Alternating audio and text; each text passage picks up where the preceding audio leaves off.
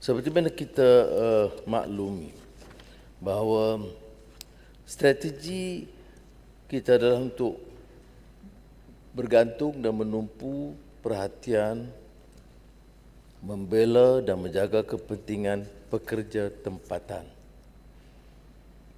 Jadi bila dikenakan dividen yang minimum ini adalah maksudnya dengan 2%.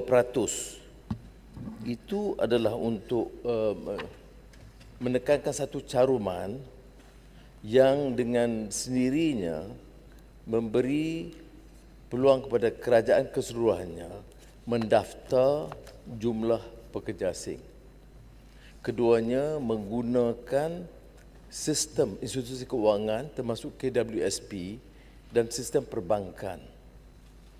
Dan ketiganya, supaya mereka tahu simpanan itu tetap dan mereka akan didorong untuk mengeluarkan apabila tamat tempoh khidmat mereka dan permit untuk mereka bekerja di sini.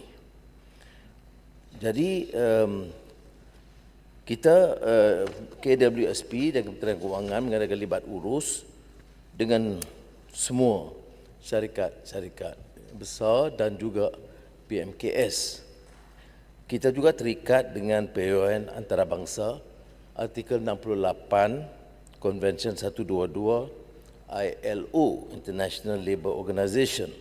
Sebab itu kalau kita lihat hampir 70 negara menggunakan kaedah caruman walaupun kebanyakan negara meletakkan caruman yang lebih tinggi. Jadi kita menggunakan yang minima iaitu 2% kerana kita anggap 2% itu tidak akan membebankan.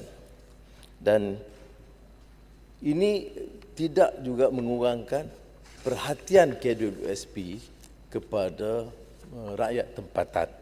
Umpamanya, kita perkenalkan apa yang disebut caruman sukarela pada tahun 2024 yang self-employed, kerja sendiri. Itu 1.2 juta ahli telah membuat caruman sukarela yang akan memberi manfaat.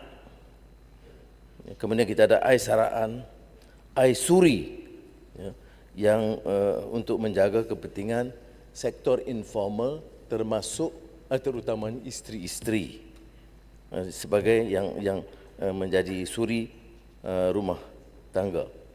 Jadi insentif kerajaan itu sudah mencecah 4.16 juta.